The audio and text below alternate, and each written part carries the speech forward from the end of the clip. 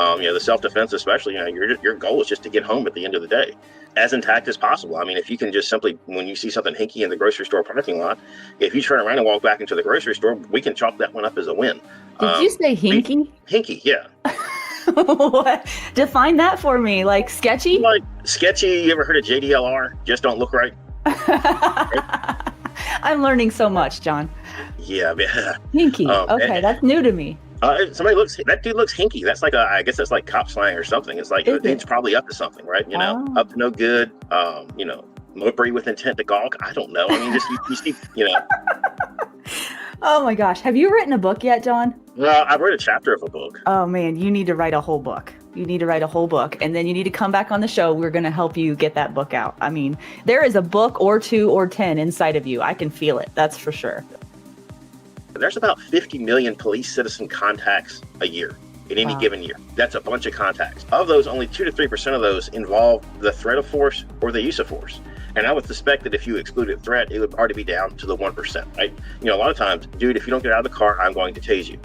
They get out of the car, they comply, turn around, or you're going to get pepper sprayed. I'm not sure. I don't care that much about threats of force. Of those 50 million contacts, only about 0.5% actually results in any injury to the suspect, right? And a lot of times, we talk about injuries to the suspects. Most departments, if you tase somebody, you're going to call an ambulance, they're going to call to get checked out. So a lot of times those injuries are minimal. When the police actually use deadly force, there's only about 1,000 police shootings in the country. So if you were to percentage-wise that out, 0.0002% of law enforcement contacts results in the use of deadly force, right? Mm-hmm. So, everybody has no appreciation for how many times the police contact people and absolutely nothing bad happens. The idea of systemic police bias is just crazy. The number of unarmed people shot by the police tends to run like 7, 8, 9, maybe the low teens as far as that stuff goes. Mm-hmm. And unarmed is a fairly nebulous term. If somebody's high on PCP and is wrestling over an officer's gun in the holster, if somebody screws up another pistol in his ear and presses the trigger, was he unarmed when he was shot? Well, yeah, but he was certainly a threat. Maybe if he's running some, guys trying to run over cops with cars are unarmed. So, it's ridiculous to form our entire policy on this utter false lie that the police shoot unarmed people of any persuasion with any kind of frequency. It's a lie. It's the only other word I've got for it. If you're new or watching this as a replay, welcome. We're so glad that you're here. Please subscribe on Spotify, Apple Podcasts, and YouTube, and consider, if you're able, to become a paid subscriber on defenders-live.com. Your support is the only way I'm able to continue doing this labor of love. And also, if you're looking for exceptional firearms and self-defense training, go to defenders-usa.com and look at the calendar to see what's coming to your area this year. Okay, well, I usually I start the interviews a particular way, but I'm starting interviews a new way now. So you may not even know what that is. So this probably won't be new to you. So let's start with, okay, so you gave me the longest resume and bio. I mean, unbelievable amounts of information. And from what I gather, you're an information guy. This is your jam, like data and information. I'm like the geek of the training industry. Okay. I've been called an amalgamator because it's like stuff goes in and it sticks pretty good. And I don't listen to music anymore. I listen to YouTube videos. So stuff's always coming in. It's fascinating how your brain works because I have a feeling our brains work very differently. So this will be fun. We'll see what happens. Yeah. So I'm gonna try to just do the highlights of what you sent me in your bio. So no, you don't have to talk about any of that stuff. I had the Vita ready to go, and I'm trying to keep things short. So here's bullet points if you want it. No, I'm not going to read all of them. But for those who don't know you, John, I want them to have some sort of context before we get started. Yeah, I'm becoming infamous. I was in this class in Oklahoma, and this girl looked at me like a stranger. I really want your brain. And I'm like, okay.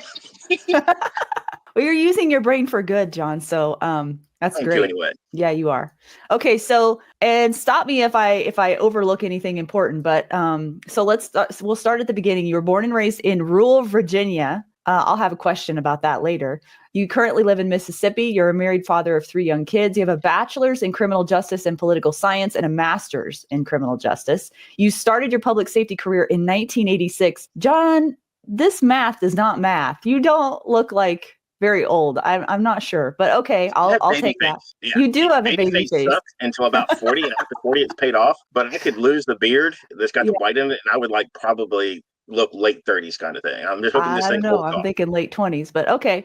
All right. So you started your public safety career in 1986 as a volunteer firefighter, and then you were a public safety dispatcher, and then went to U.S. Park Ranger, retired as a supervisor. Then you got into law enforcement, and you started to teach firearms, use of force, tactics, all these things. And then you started private sector training in the late 90s.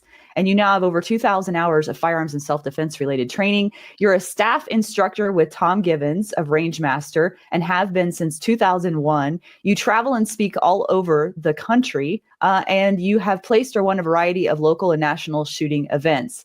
And you founded Two Pillars Training in 2020, where you offer lectures and hands-on shooting classes for pistol and carbine. You're also an author of many self-defense related topics. I mean, what haven't you done, John? I have not jumped out of any flaming helicopters.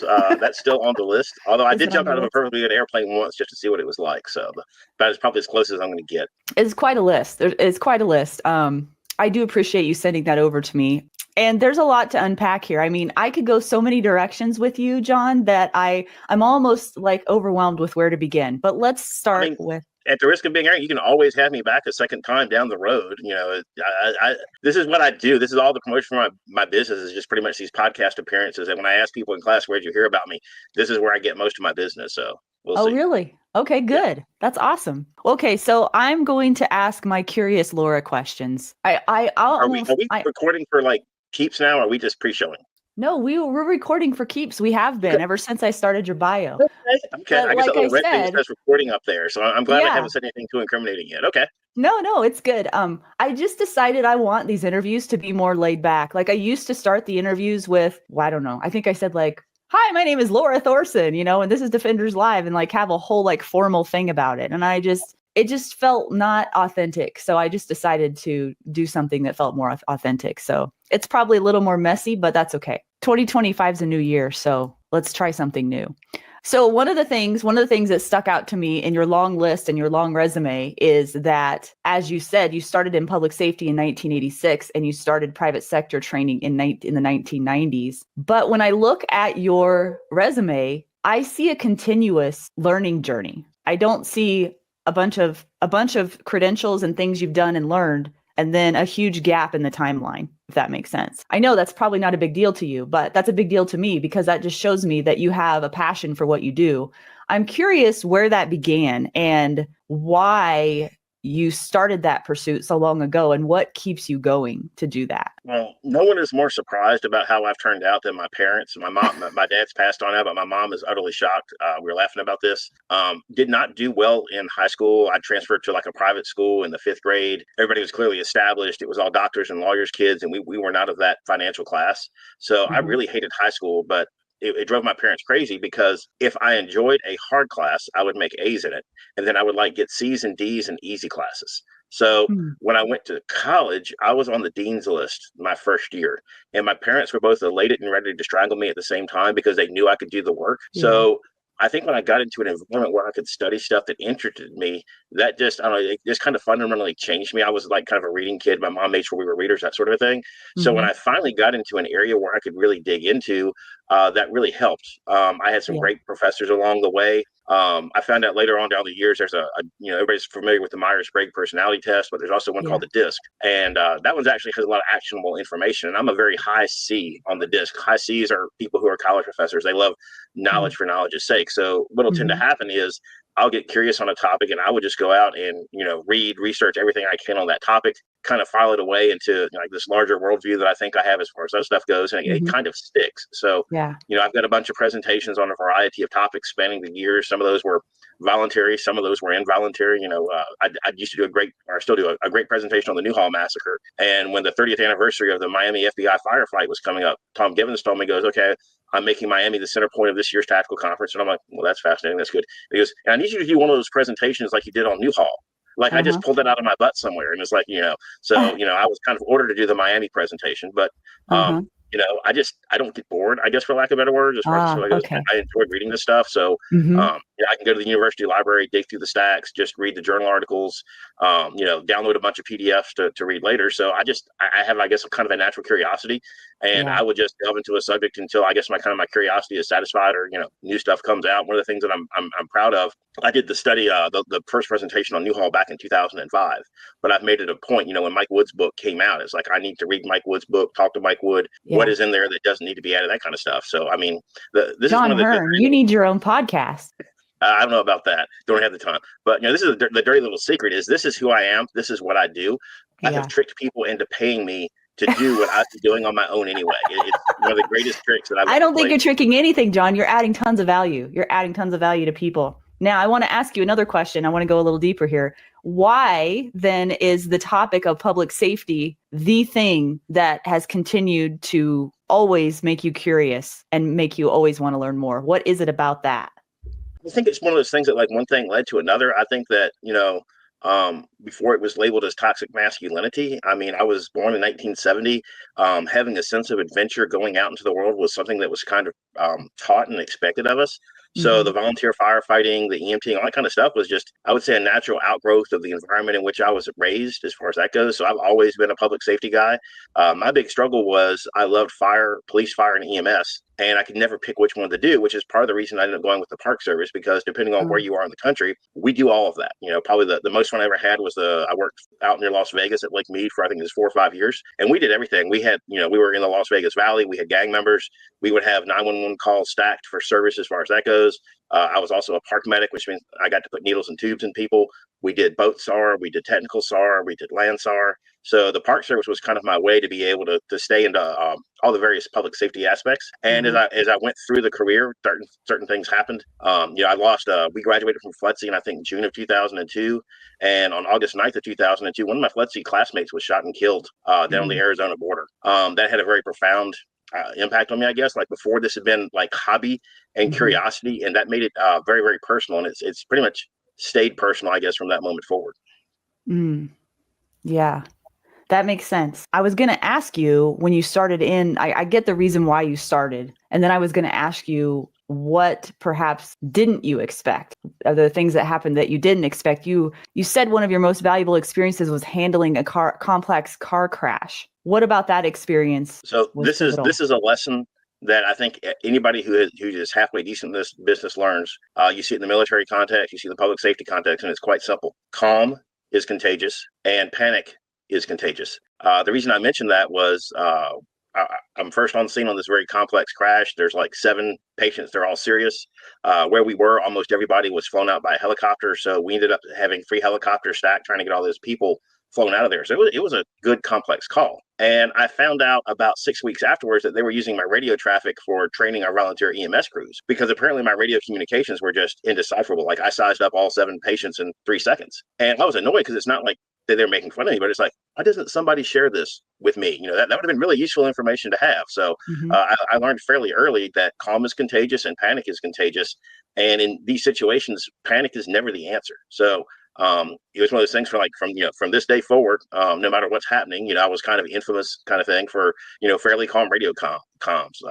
Whether I did a bunch of years as a field training officer, which is the worst job and the best job in law enforcement. The worst part is having to sit in the passenger seat of an ongoing pursuit when you've got a trainee who you really don't know too much about, trying to catch up to a vehicle on a winding dirt Mississippi road in a Crown Vic that's, rear wheel drive, slides around everywhere. And we eventually had to call that pursuit. But like, the feedback I got back was, wow, you were completely calm. And I'm like, dude, I've experienced both. Getting excited and yelling and screaming on the radio does not work. I had a coworker whose nickname was Screaming Larry, and that's not the nickname you want in the public safety community, as far as that goes. Yeah, I've heard John Correa talk about it as sometimes being a Dear Diary type thing on comms, where maybe not so relevant information is being said that's not helpful to dispatch, those kinds of things. So, and that's part of being calm and being able to think.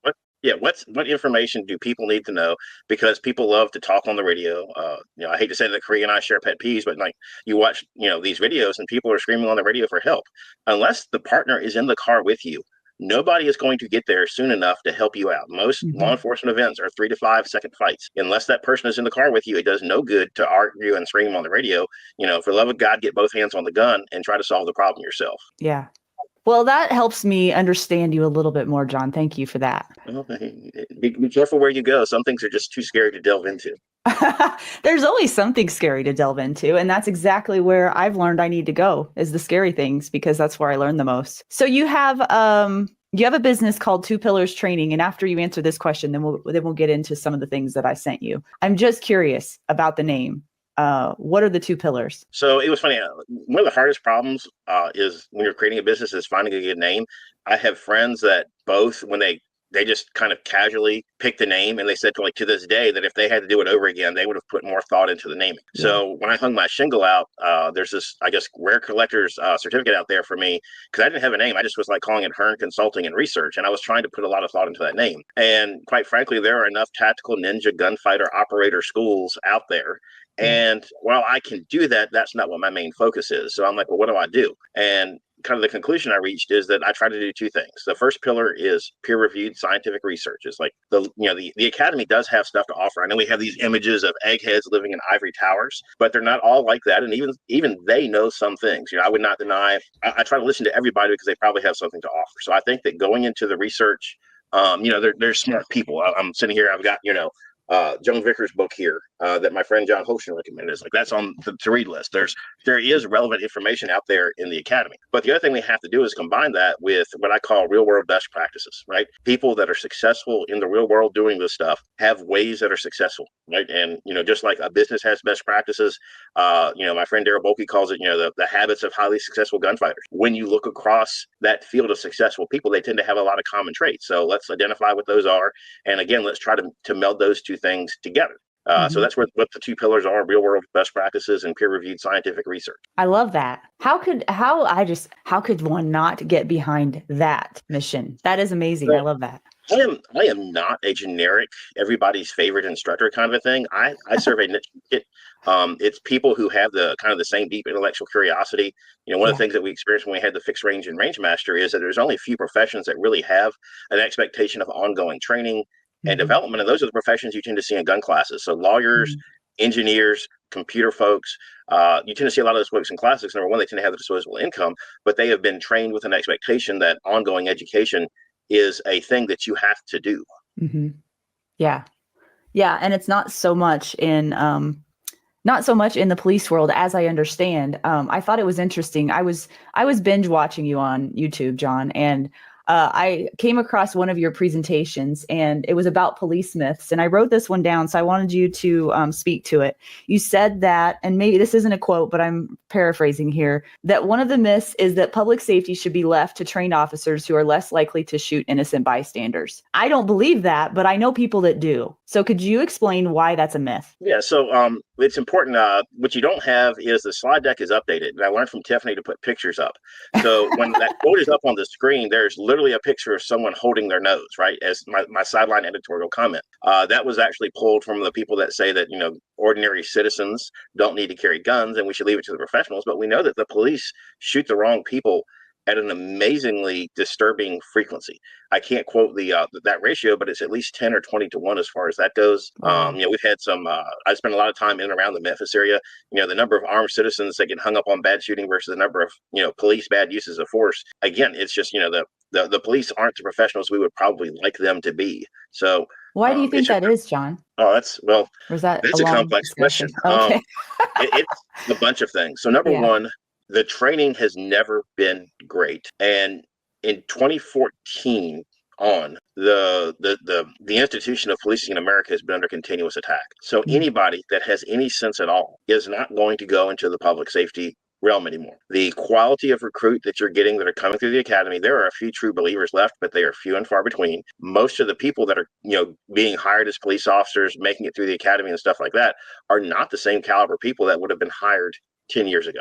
So your raw material is not good to begin with. And quite frankly, most law enforcement training, and there are exceptions, there is good, it's just not very good. So you have these people, you put them in a paramilitary academy where they are fed this constant diet of poor training. So when they show up for in-service, they have zero expectation to learn anything. When they do have to come to in-service, it's not very well conducted. It's, law enforcement in-service training is like the worst job you can possibly have because the expectations are amazing, but they're never going to be met. The audience is very skeptical as far as that stuff goes.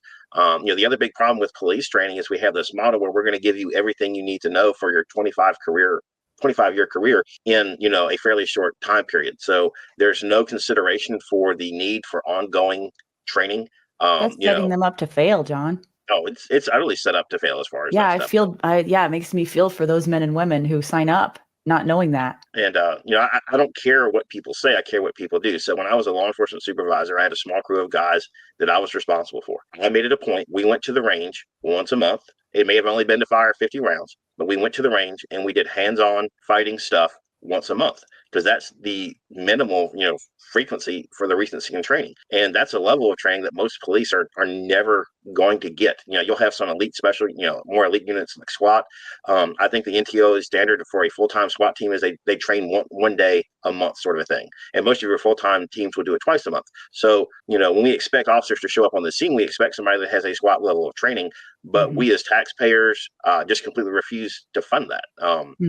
There was a quote from Jocko Willink. He was talking about, in a perfect world, the police would spend 20% of their time training. And I kind of poo-pooed at that at first, but if you consider physical training, just staying in good physical shape as part of that 20%, I think that's probably a reasonable number if we want high performing officers responding to our calls.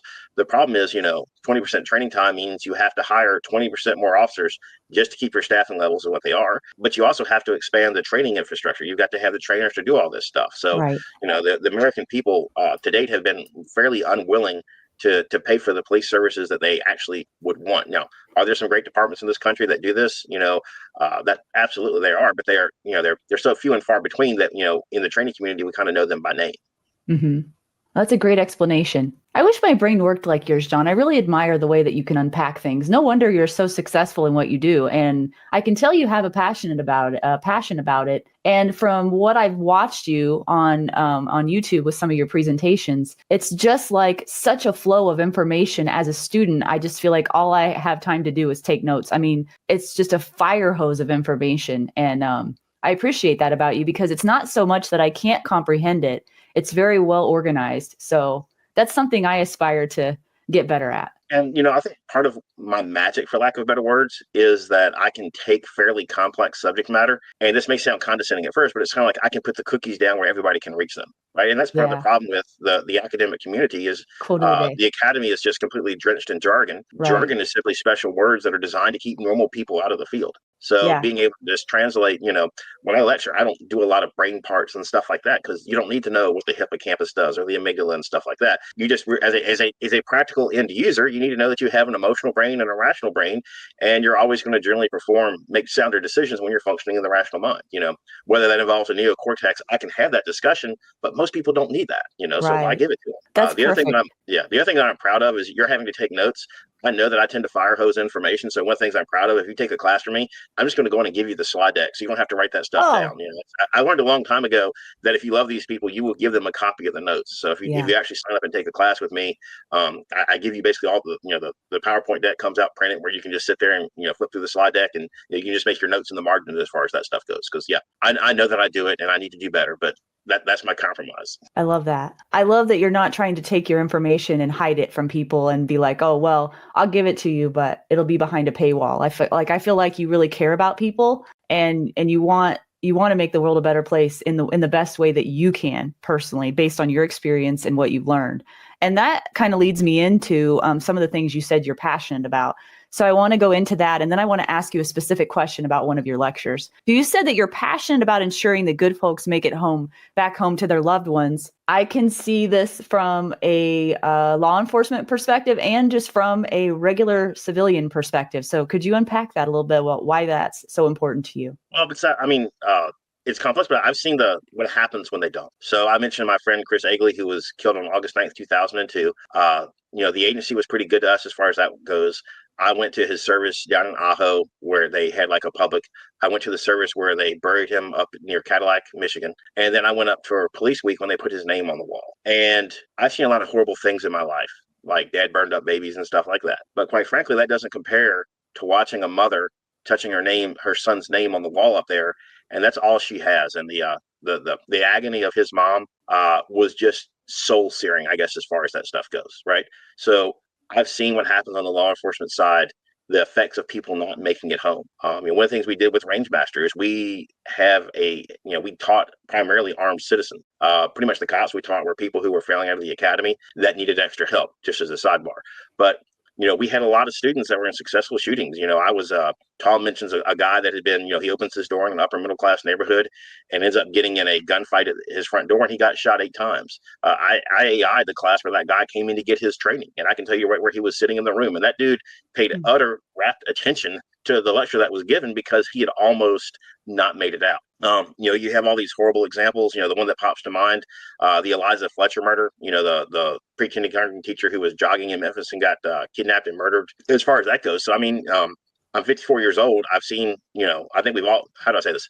I've paid attention to the horrible stuff that's out there. I think a lot of people try to hide from it and pretend it doesn't exist. But when you're scraping people off the road, when you're, it's just there's all kinds of the results of years in public safety that you really can't ignore that if you're being honest, I guess would be a good way to put it. How do you, this is going off track a little bit, but I'm just curious because I've not lived a life like you've lived. I'm just curious how you're able to compartmentalize that. That has to change you at a deep level. Like, it sounds like it has for you and you've used it for good, but like, is it possible that could really just destroy the soul of somebody to have to endure what you know what I'm saying? I've been, there are people who have had far worse experiences than me.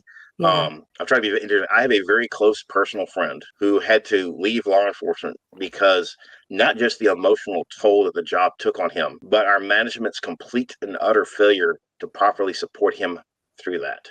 So I'm here.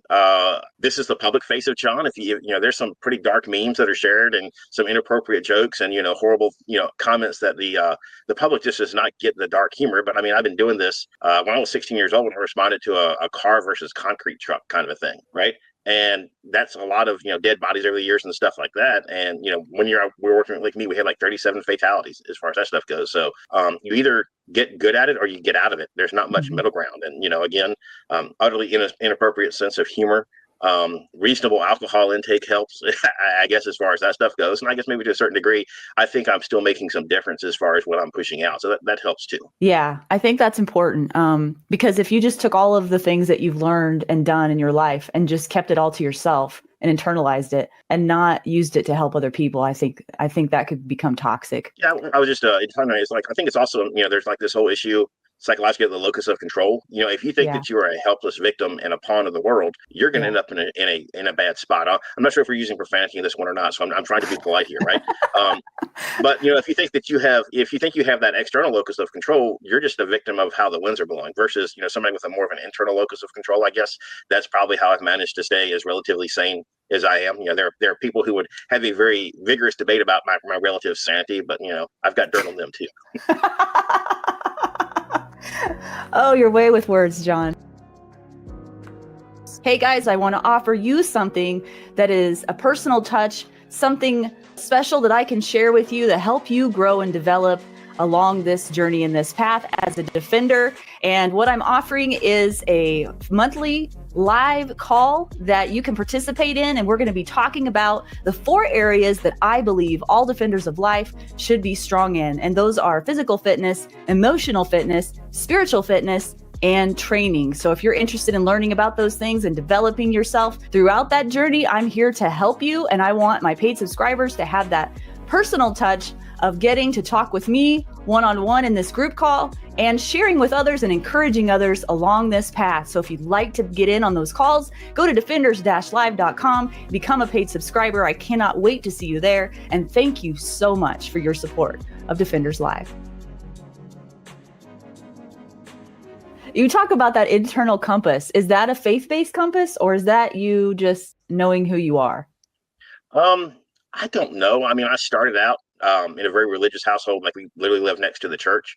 I would say as an adult that I kind of drifted from that. And, I married a good Mississippi girl. And we have kids now. So we're in church generally Sundays and most Wednesdays as far as stuff like that goes. So it was not entirely faith-based, but, I guess I'm working on that part of it.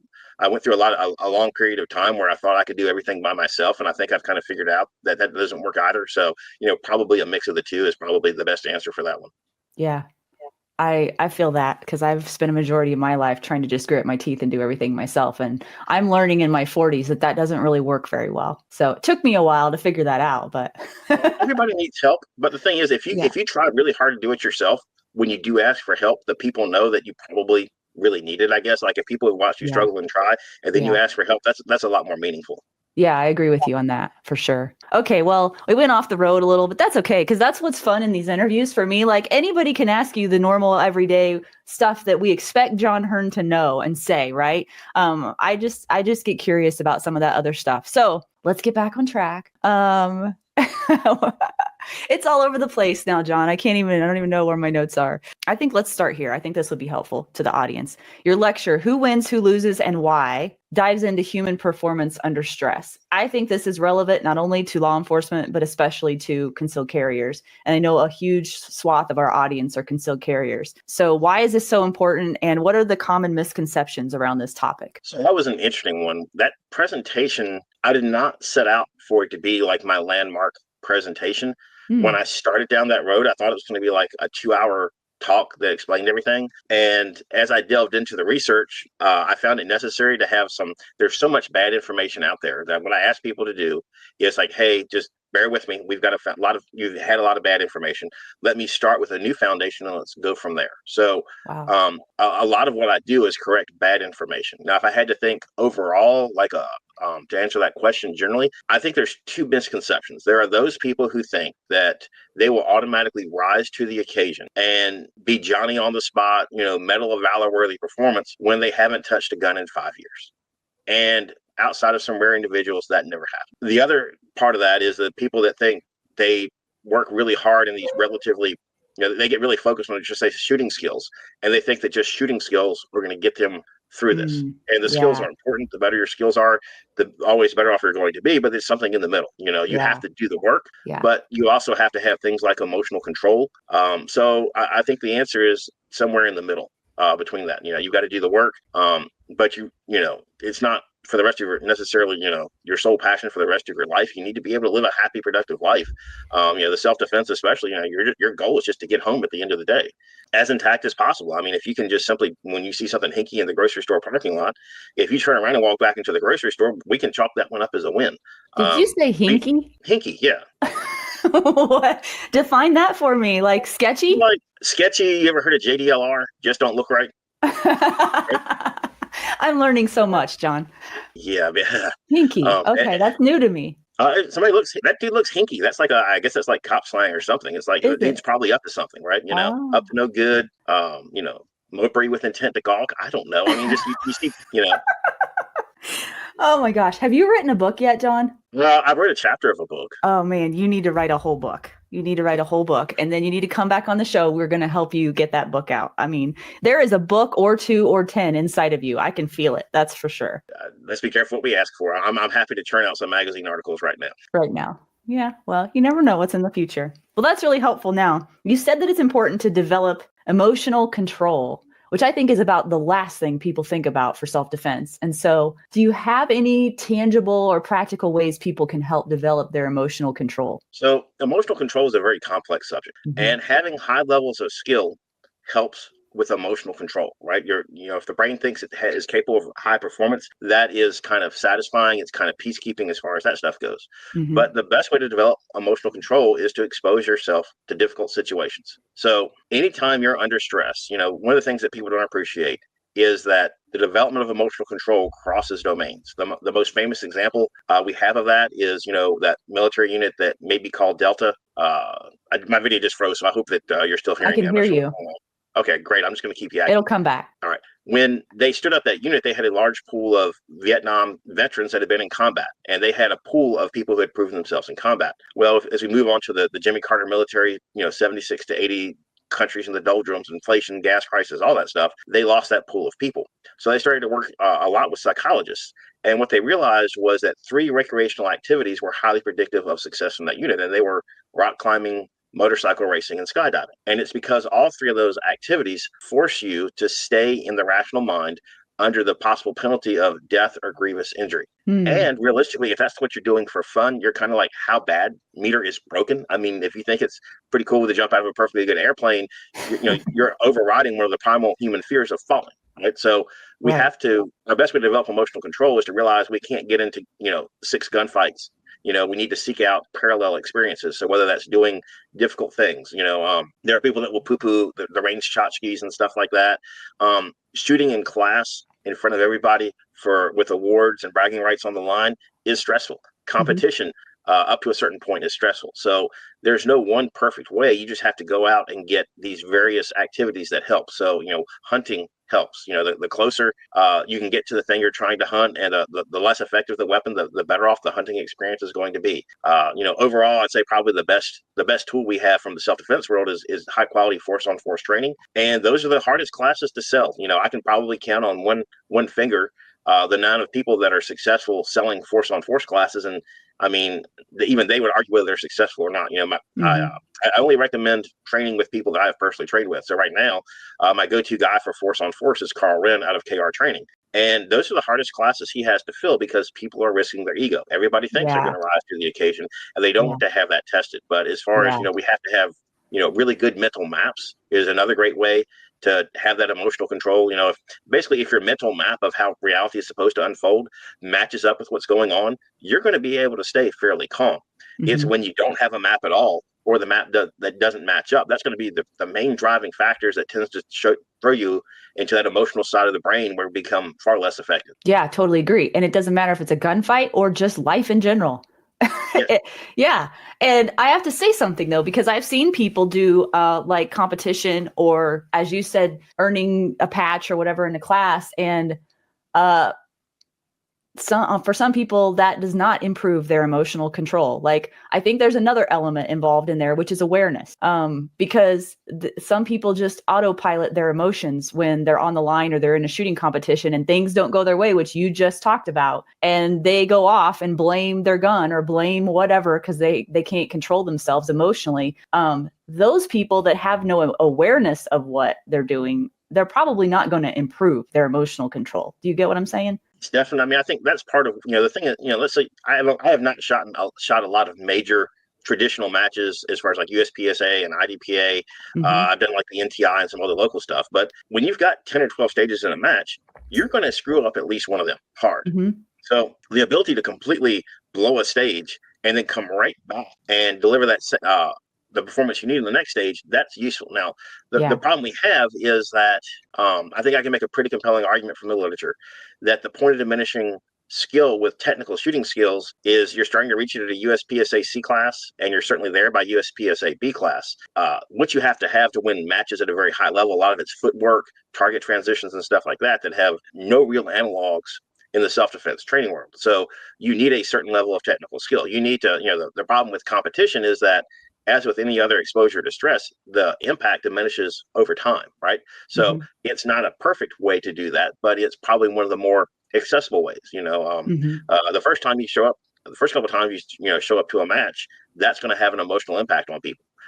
After a couple hundred of those, a lot less. But if you want to get interesting, go shoot a large national match where everybody's kind of watching and evaluating you, and that skill level that stress goes right back up. I'll share a failure. We're doing the TACCON in Little Rock, Arkansas, and there's 16 slots for the shoot off, and I think 14 of them got filled, but there's a whole bunch of us all tied at the bottom. So we have a shoot off at the end. There's like 6 or 8 of us on the line, and we're going to shoot Justin Dial's 5-yard roundup on turning targets, so the times are absolute, right? And that's how you're getting into the top 16 to go on to the man-on-man. And I go to do it, and I know that I need to be taking the full 2.5 seconds to break all the shots, but I cannot do it. I run the 4 rounds from the ready, and it's just way too fast to get the points that I needed to be there. Next to me is freaking Masad Ayub, who under that pressure shoots 100 out of 100. And I'm just like, sweet Jesus, dude. That's, to be able to put up 100 points, saving grace. I did put up 100 points in Eric Gelhaus's class this weekend, but it's a different experience. So Yeah. the match stress definitely is there. Is it the same thing as somebody trying to kill you? No, but it has some value that we can't discount. Yeah, I agree. And I also think that if you're a big fish in a small pond, you should get into a bigger pond. Yeah. That's the only way to grow. So yeah, I appreciate that.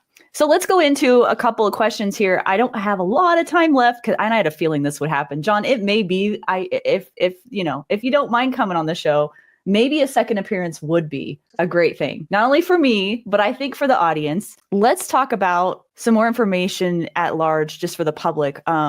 What are some of the most alarming trends in crime and public safety today, and how should we go about addressing those? That would be a good question I want you to answer before we leave. I would say the most alarming trend, we kind of touched on it, is the large scale transition in how police departments deal with the world, primarily with the complete removal of proactive policing as an option out there. So between staffing levels being lower and a general fear of officers have to act for fear of inappropriate prosecutions, people aren't going over, kicking over rocks, looking for snakes as far as that stuff goes. Law enforcement has moved to much more of a firefighter model where everybody just kind of sits around and waits for the next call to come in. They drive really slow to that call because you don't want to be the guy. If it's a man with a gun call, the last thing you want to be involved in is a shooting in 2024. So that active depolicing is what really scares me. And it's not just the change in crime that's bothering everybody. That's what they get wrong. We can argue about crime stats and stuff like that. Maybe this might be a good time to mention that, the FBI got caught cooking the stats for 2022 to almost nobody's surprise as far as that stuff goes. But it's law and order. And it's this general societal decay that is freaking everybody out. It's not sexy, but if you're not living in utter squalor, lower middle class in a bad neighborhood, the most likely way that you're going to get, killed in the streets is in a traffic accident. And we have managed to reverse a trend of declining motor vehicle fatalities per 100,000 miles driven that started back in 1947. We've actually reversed that, right? The number of pedestrians getting smoked in this country is huge. That's probably a combination of stoned pedestrians as they're on, hard drugs are easier to get, stoned drivers and stuff like that. But we interact with those crazy people, on a daily basis, and you can't ignore your lying eyes. I was recently in the Pacific Northwest, and it took me from picking the rental car up to seeing the first person doing the standing nod on the side of the road. I think it took me about 8 minutes to see my first one. So, it's the general decline of civilization. I hate to sound so flamboyant, but there's this concept of a high trust society. And that's what's allowed us to accomplish what we have. And as the disorder increases, as the identity messages go out there, we're becoming much more of a low trust society. And that's not going to end well, if you actually study history. Right. And so from what you're saying, it sounds like your speculation is that trend is going to continue, or do you see some hope in the future of any kind of anything changing? So that's a tough one. So, how do I say this? Proactive policing is an incredibly important tool, but it has to be done right. The problem we have now is that the proactive policing spigot got turned off a lot in 2014, and it pretty much got shut all the way off in 2020. Most of your field training officers tend to be younger people. So we're now at a point where you haven't had cops in some areas doing proactive policing for 10 years. There's a loss of institutional knowledge as far as how that's actually done properly. I was just having a conversation with one of my guys the other day, and he was talking about, one of the things that he felt was so important was we had a really good staff that you could work with. And I'm like, do you remember the interview for your job? It's like, there's a reason there's a 2-hour interview, right? A good working cop knows the law better than most of your lawyers. I stole this question shamelessly from Lee Weems. A good working cop should be able to tell you what's the difference between a hunch, the difference between a reasonable articulable suspicion and probable cause, and what can you do with each of those, right? A good cop knows where the lines are, whether you have to have 1 foot down or 2 foot down and stuff like that. And sadly, when you combine that with, the loss of institutional knowledge combined with just a overall poor quality of candidate, I don't know if it can get back. We've managed to do in 10 years of this phenomenon, incredible damage to the body of policing in this country. And I'm sadly skeptical about whether we'll actually get that back. My concern and some of the concerns of my others is we're going to end up in this kind of dichotomous society, kind of like the third world countries, where rich people will be able to afford to have private security, live in walled communities. The rest of us are going to be kind of hung out, and the only choices you're going to have are to live, make a conscious decision to move to a jurisdiction that's not going to prosecute you for a righteous use of force. It's not.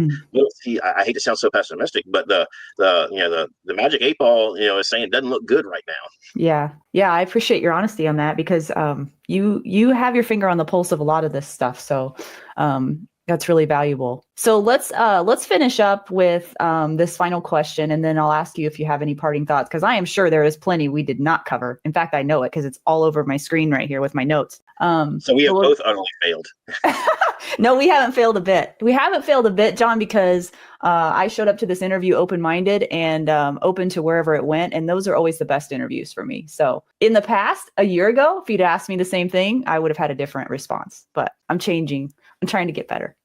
So as far as policing in America, then, what do you believe are the biggest misconceptions about that, especially regarding use of force? I think that's a important topic that people need to understand. So there's different ways to phrase it. The one that I'm drawing a blank on the author's name, is he calls it the common oppression narrative, or the con for short, right? And we've been fed this lie ever since 2014 that American policing is fundamentally racist, biased against certain groups as far as that stuff goes. And that's the data just does frankly not support that in any way, shape, or form.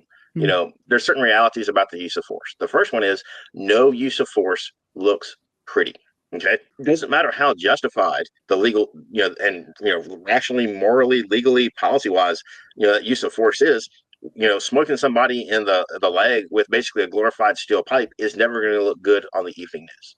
So a lot of people will just make a decision based on use of force on whether something looks pretty or not. So, the big reality is that all uses of force are ugly, no matter how justified they are. The other thing that nobody wants to talk about that we're seeing now is, this is something straight out of the Federal Law Enforcement Training Center's use of force instructor. If you use enough force early enough, it often prevents using more force later. There's a video I could point you toward where officer rolls up on a suspect. He's been reportedly brandishing and threatening people in the neighborhood with a gun. And he approaches that dude in a very officer-friendly way, for lack of better words, kind of like, a contemporary policing kind of way. And when he goes to search him for the gun, he doesn't take strong control over him. He doesn't handcuff him or anything like that. And the dude pulls the gun. The officer gets shot. The suspect eventually gets shot and dies. Right? So he knew he had a gun when he rolled up. Well, he had been reported to have a gun, right? Okay. But, we get, cops get accurate information from dispatch about 10% of the time. I mean, that's realistically. Okay. But if he had simply put he had drawn to a low ready, ordered that guy to the ground, handcuffed him, and then searched him, okay, that both of them, the officer would have been uninjured, and the bad guy who eventually died would still be alive, right? Had the officer used enough force early enough, nothing would have happened. But policing in the 21st century, just pulling up to people, pointing guns at them, ordering to the ground, there's all kinds of ways that certain communities would say ordering, the guy face down to the ground and stuff like that. That's just not done. So we're getting ourselves in these situations where that was an utterly avoidable shooting had the officer used enough force early enough. So that's one of the other big conceptions. And finally, the big ones are just the stats that break down. I have a cheat sheet over here because I had to look I this can up. tell. It's okay. I have one too. There's about it varies per year, but there's about 50 million police citizen contacts a year in any given year. That's a bunch of contacts. Of those, only 2 to 3% of those involve the threat of force or the use of force. And I would suspect that if you excluded threat, it would already be down to the 1%, right? A lot of times, dude, if you don't get out of the car, I'm going to tase you. Right? They get out of the car, they comply, turn around, or you're going to get pepper sprayed. I'm not sure. I don't care that much about threats of force. Of those 50 million contacts, only about 0.5% actually results in any injury to the suspect, right? And a lot of times, we talk about injuries to the suspects. Most departments, if you tase somebody, you're going to call an ambulance. They're going to call to get checked out. So a lot of times those injuries are minimal. When the police actually use deadly force, there's only about 1,000 police shootings in the country. So if you were to percentage-wise that out, 0.0002% of law enforcement contacts results in the use of deadly force, right? So, everybody has no appreciation for how many times the police contact people and absolutely nothing bad happens. The idea of systemic police bias is just crazy. We know who commits crimes fairly well, the demographics of those people.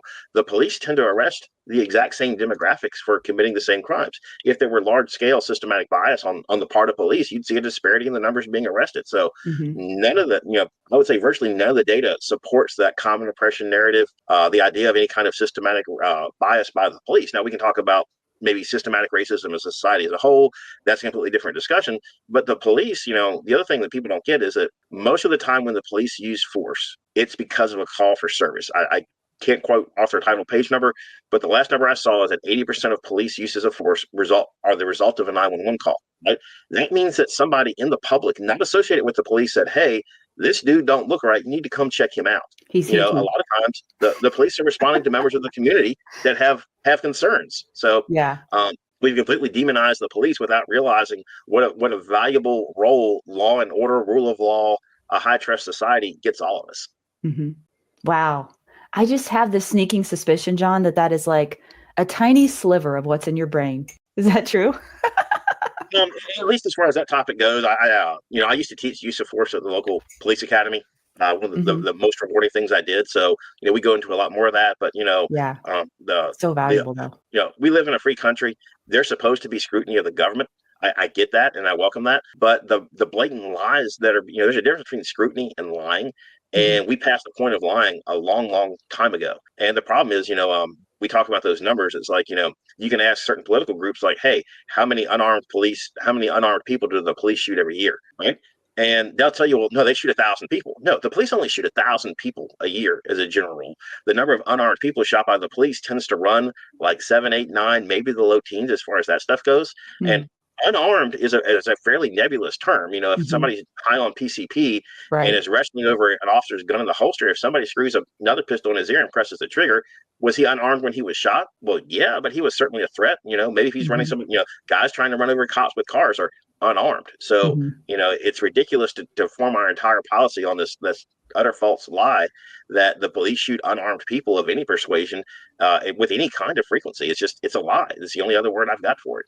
So valuable, John. So valuable. And we could have gone so much further. Hopefully you will come back. But before we wrap up, I definitely want to plug your training. So is this website correct? twopillarstraining.com? That is the website. And the other thing I'll just shamelessly plug here is I have a webinar that I do at the end of every year. It's coming up December 30th. That's an online session. It runs about, I think I've got it blocked for 2 hours or so. And I'll make that available like at least 45 days after the webinar. It'll be available for you to look at offline as far as that stuff goes. Cool. And it's just a quick overview. What are the crime stats running? Where do the crime stats come from? Let's talk about criminals. How do we defeat them? So that's coming up on December 30th. December 30th. So we can go to twopillarstraining.com to sign up for that? If the guy in charge of the website was doing this job, you could. Probably, I think it's jhearne.eventbrite.com is where those tickets are. I'm in the process of changing my vendor, but maybe I can email you, John. Can we email you? Can we email you? You could send us that link. Yeah, I can certainly get that link to you. I don't know if you've got show notes or something like that, but yeah, I can put them on the show notes. I also can, if you give me your email, I can post it just right now, so people could email you so that you could send them the link. Because I doubt they're going to remember what you just said. So it's just info at twopillarstraining.com. Oh, easy peasy. Yeah. I'll put that up. Info at twopillarstraining.com. So send John an email and ask him for the link to, now what is that webinar titled? What's that subject? I think it's called Crime and Criminals, Risks and Mitigation, something like that. I keep changing the title around, but it's basically, I hate to say I do the same lecture every year, but it's like the lecture you need to hear. But then I always make it a point. This one's called Understanding Crime, Criminals and Victims, Risks and Mitigation. And it's like $25. So it's very reasonably priced as far as that goes. Okay, cool. I want to sign up for that. Okay, cool. Anything that you want to leave the audience with that we totally forgot and didn't address? Well, a bunch of stuff. It's I know, right? I've done some great work with the Range Master Group, and we have a presentation we do, our 10 principles of instruction. But before we even get there, we have basic tenets that we believe in, right? One of the tenets that we believe in is that you are on your own, right? That's just the reality, is you are going to be your own first responder, right? The other reality is that we believe in pro-social violence, that when bad things happen to bad people, that's a net positive good for society.